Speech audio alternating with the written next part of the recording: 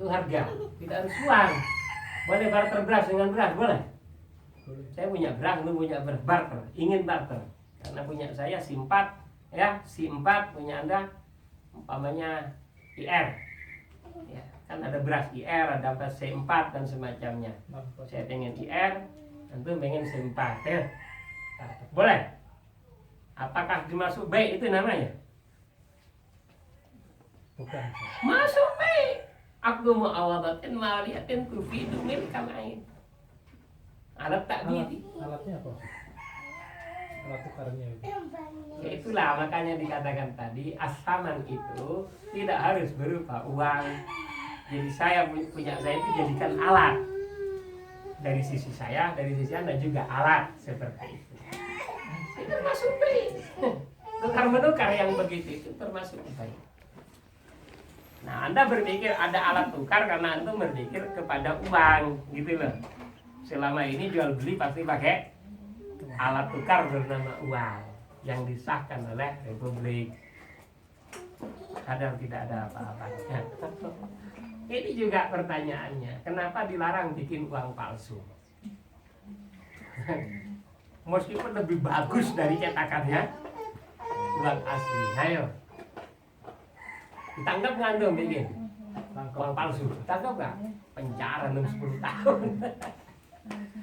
Merugikan negara. Dari siapa merugikan? Sama-sama tidak punya harga.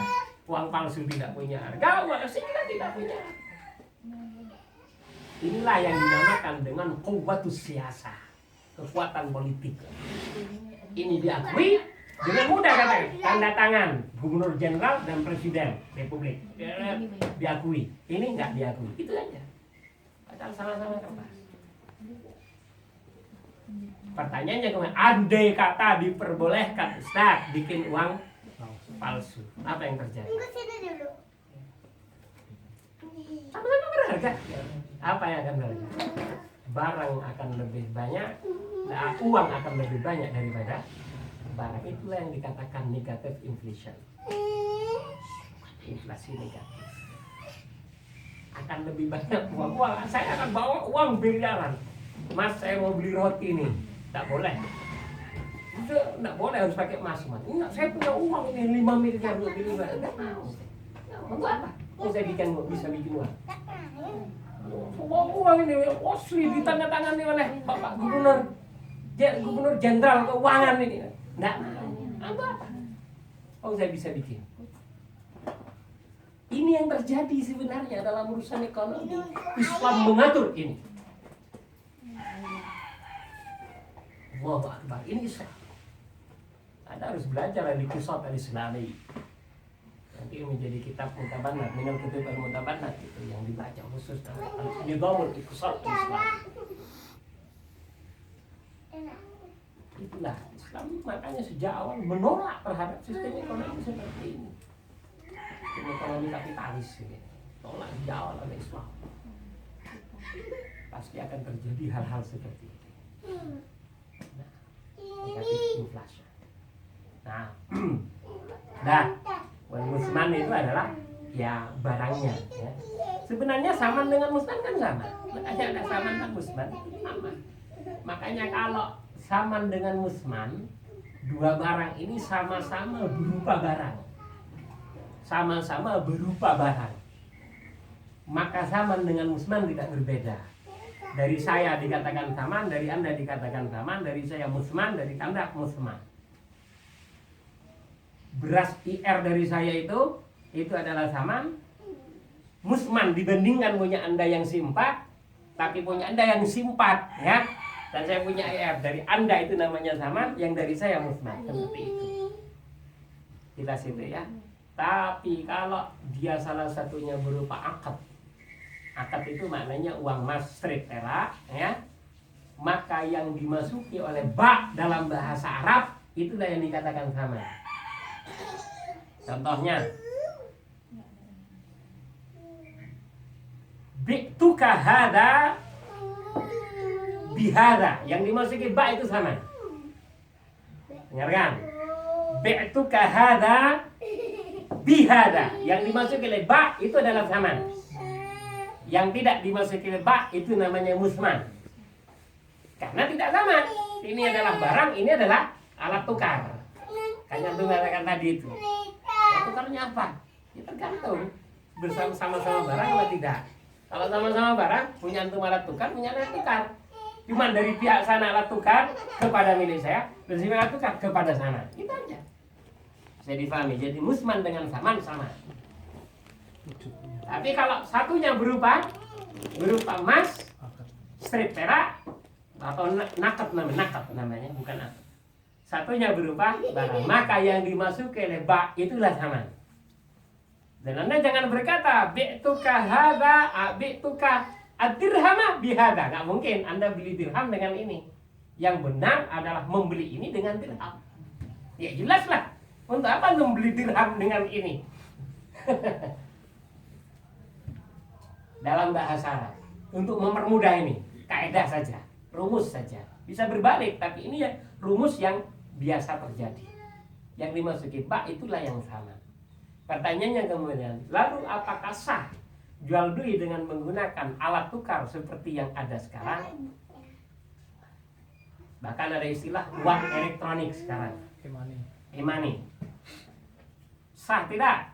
Jawabannya adalah sah, karena telah disepakati. Sebenarnya kan kesepakatan. Cuman kenapa ditolak? Berbahaya, tidak akan pernah stabil. Itu saja. Ditolaknya itu karena tidak akan pernah stabil, akan mengalami tadi yang dikatakan negative inflation. Paham nih? Sebenarnya sekarang daun umpamanya kita sepakati sebagai daun di Indonesia, disepakati sebagai alat tukar, sah. Ya iya. Nah ini orang juga akan membeli ini pakai daun. Ini semua ada sepakat umpamanya. Cuman hancur dunia. Oh iya, lebih banyak uangnya daripada barang nanti. Oh, uang apa? Daun sebanyak-banyaknya. Jangan. Aduh, barangnya bahkan tidak ada inflasi Anda.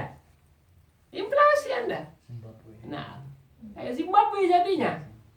Mau beli daging harus menggunakan uang daging 1 kilo 3 miliar. Orang mau beli 3 miliar. Ayo, seperti itu. 3 miliar Zimbabwe. Oh, ini banyak. Ayo. Nah, atau satu kertas tapi nolnya banyak begitu. Nah, kok bisa terjadi seperti inilah yang dikatakan penjajahan. Itu dua dalam sebenarnya permasalahan. Dijajah memang sengaja begitu.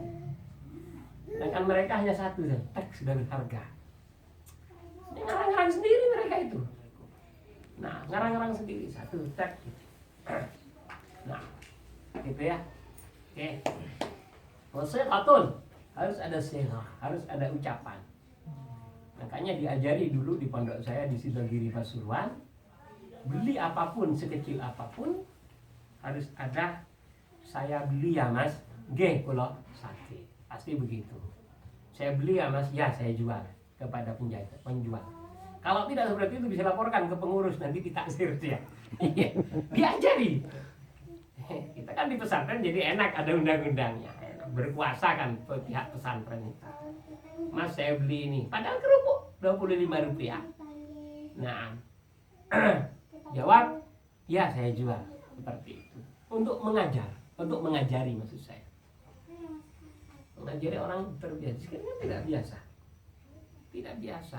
Kalau tidak ada sehat, kalau melihat zahirnya syarat ini, zahirnya rukun ini, tidak ada sehat, tidak sah. Hanya cukup kita pesat sekarang. Hah? Hanya cukup kita kalau sekarang yang ada sifat. Iya, yang agak islami baru mungkin ada di tokonya pesantren baru ada. Gini meskipun ini saya beli ya mbak, gak gula jual, nggak pernah begitu. Padahal itu sehat, tanpa sehat nggak sah. Terus gimana ini sekarang? Karena terjadi seperti itu dan perkaranya biasanya yang tidak dengan cara itu adalah perkara yang muhaqqarat, perkara-perkara yang ringan seperti kerupuk, cuman agar-agar segala macam, maka dimaafkan menurut ijtihadnya para ulama. Mau disimpulkan dia maafu. Apa istilah mereka terjadi kepada orang awam pun sulit untuk disesuaikan dengan yang ada. Tapi kalau mau benar-benar yang sah secara syar'i, Anda mengikuti undang-undang ini. Harus ada sehat. Sehat itu apa? Wahiyal ijab wal qabul, harus ada ijab dan qabul. setiap hal yang ada ijab dan kabulnya namanya akad. Sedangkan B adalah akad, berarti harus benar-benar terjadi ijab dan kabul itu. Ijab itu ngomong gitu loh, ngomong saya beli, nanti dia kabul, ya saya jual gitu. Duluan mana Ustaz?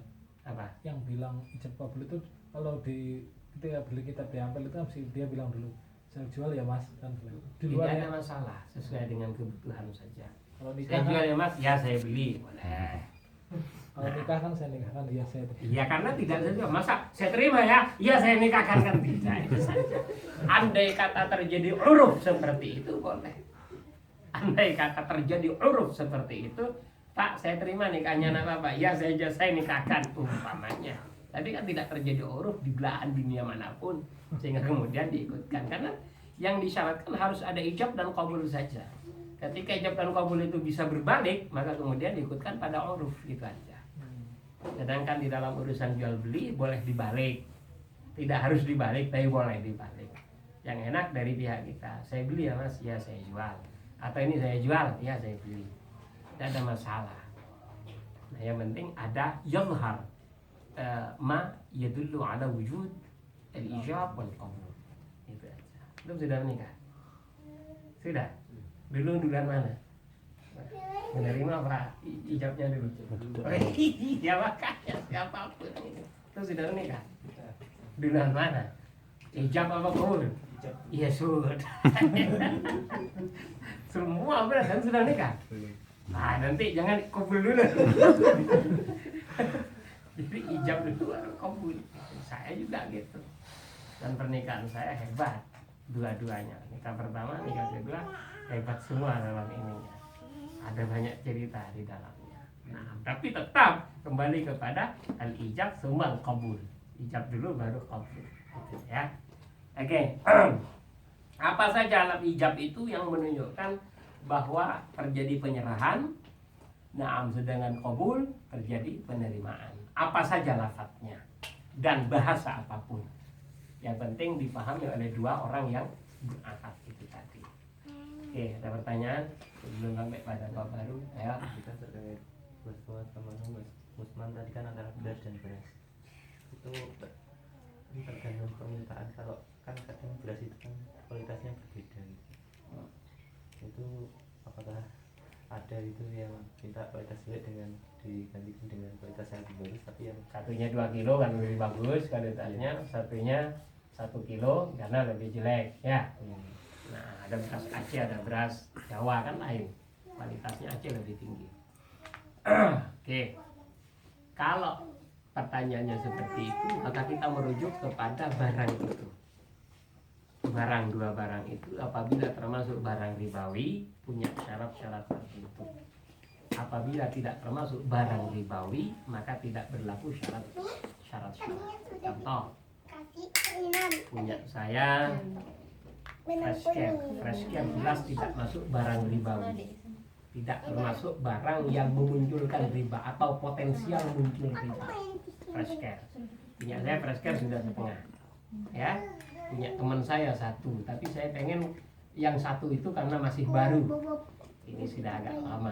Dia mensyaratkan dia 2 dong, kan punya 2 sama-sama setengah gitu loh. 2 ke sini, ini 1 ambil Anda, mulai. Dan terjadilah naik taman akad hena itu. Akadnya sudah selesai. Karena apa? Karena ini tidak termasuk barang ribawi. Lebih enggak apa-apa. Bisa dipahami? Oke. Adapun jika barang yang menjadi saman dan musman tadi sama-sama barang ribawi, ya, maka harus memenuhi 3 syarat. Pertama tamasul, yang kedua taqabud, yang ketiga hulul. Ini harus. Baik kalau barangnya tersebut sama-sama masuk perkara ribawi, ya, nanti akan disebutkan apa saja perkara ribawi dan selain itu tidak dianggap barang ribawi. Apa saja yang dianggap barang ribawi nanti akan saya sebutkan. Yang pertama, yang penting sekarang adalah urusan syarat ini harus memenuhi 3 syarat. Gak memenuhi 3 syarat gak bisa. Apa itu tamazul? Tamazul terus sama. 1 kilo 1 kilo. Biqat an-nazar 'anil rada'a wal juyuda, kata para ulama. Tanpa melihat bagus atau tidak. Jadi satunya beras tadi, satunya kualitas bagus karena dari Aceh, satunya kualitas agak rendah karena dari Jawa. Ya, umpamanya Anda tidak boleh, oh, ini karena satunya bagus, ini cocoknya 1 kilo, yang kurang bagus 1,5 kilo. Bisa dipahami? Ini sudah termasuk riba. Berbahaya sudah. Harus tamasuk. Harus sama-sama 1 kilo. Bagus, dapat yang penting itu. Nah, kalau enggak, kalau apa namanya?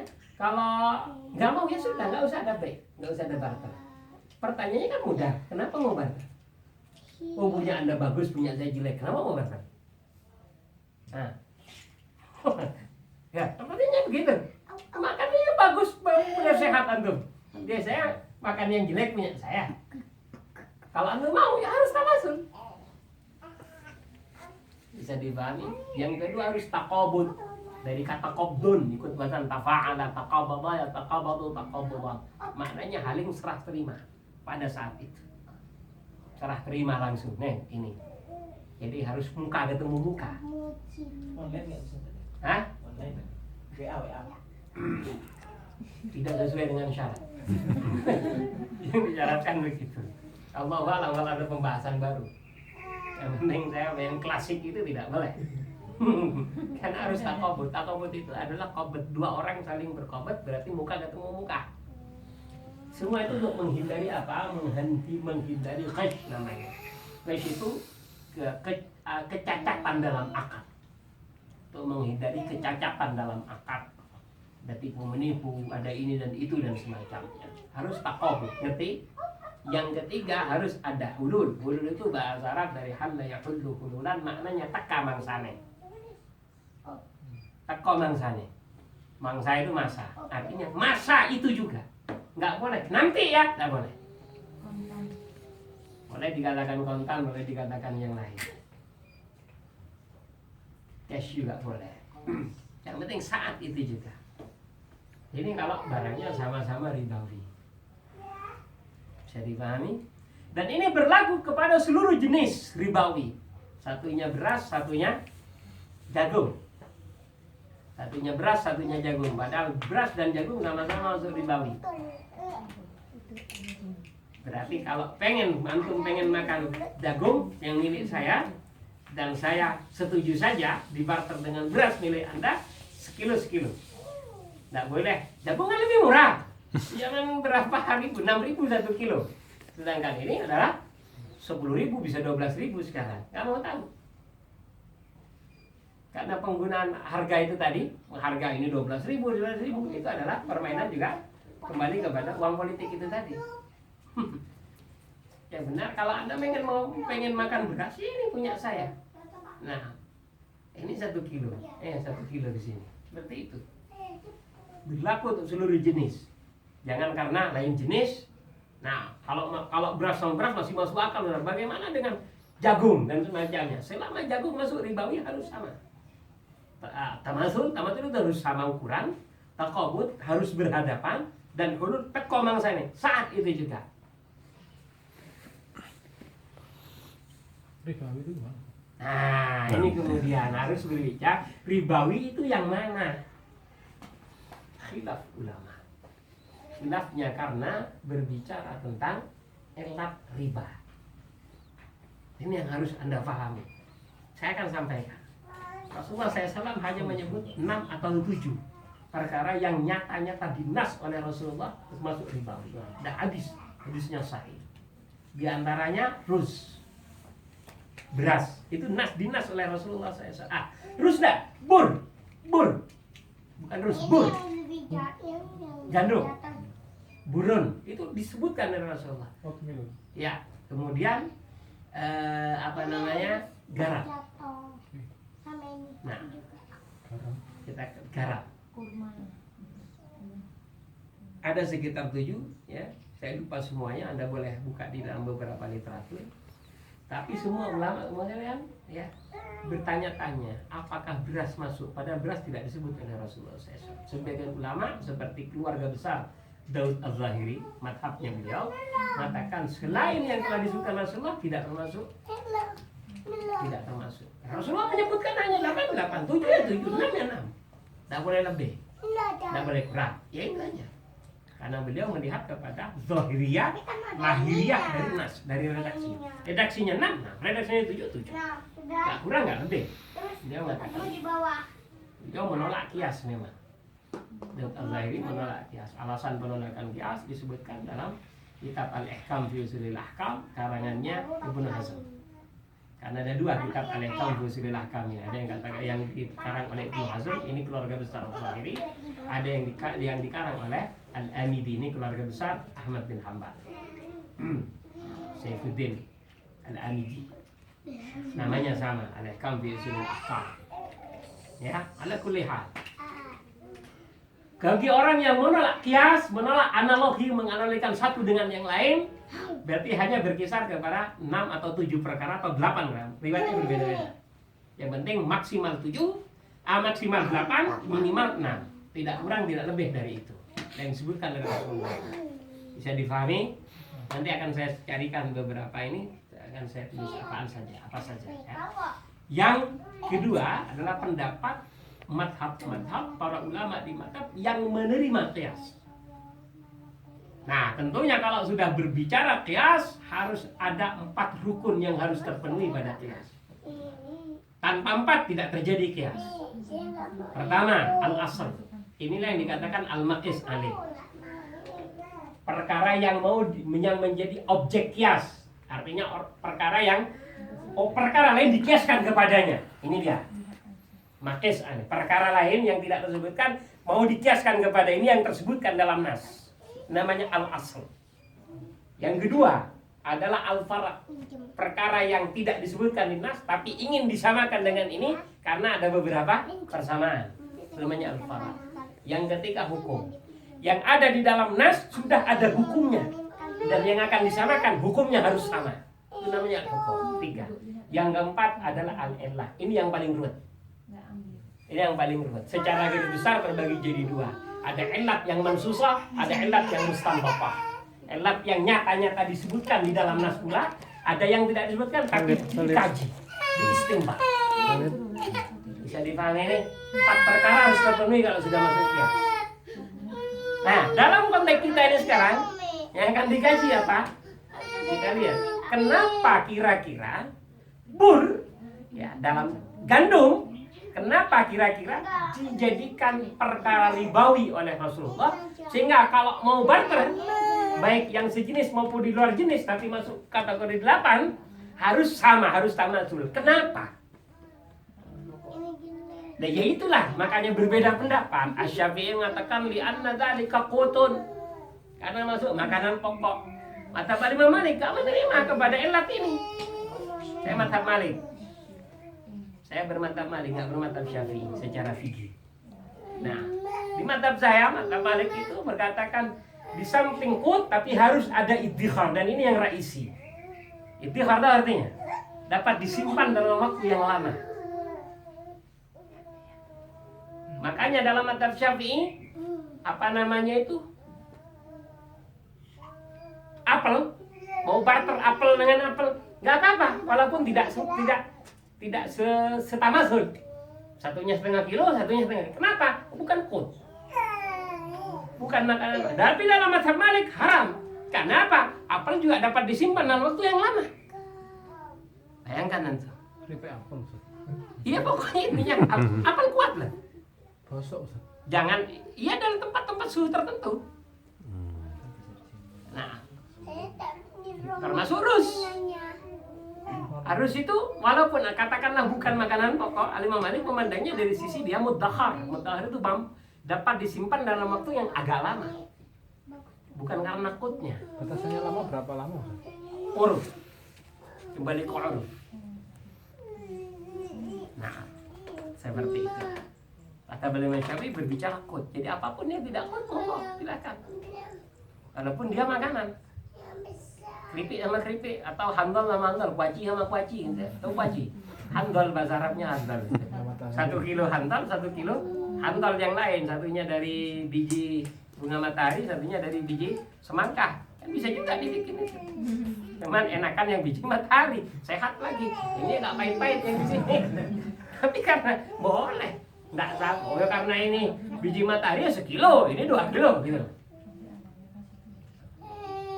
Mengkaji. Bisa dipahami maksud saya? Nah, inilah yang berbeda. Jadi ribawi itu apa namanya? Secara nas hanya ada 8 perkara atau yang maksimal karena ada perbedaan riwayat.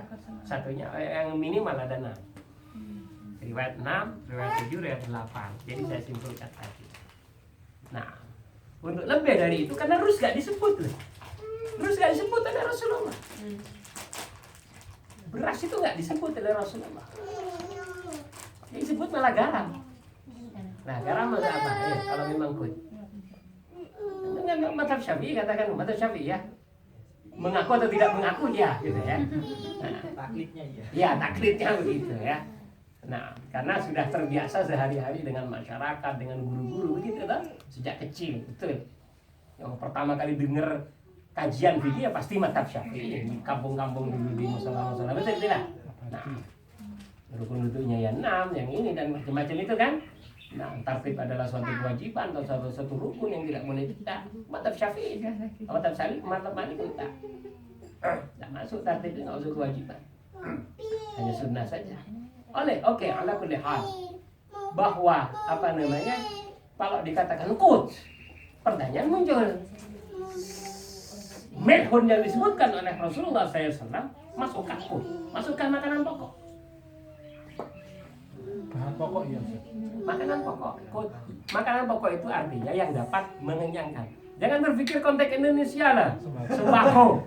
Sembako 9 pokok, garam masuk tidak. Itu lain. Jangan berbicara konteks Indonesia, kita berbicara konteks syar'i, konteks fikih Islam sejak awal. Tahu maksud saya? Nah, saya masuk kut ya? Enggak.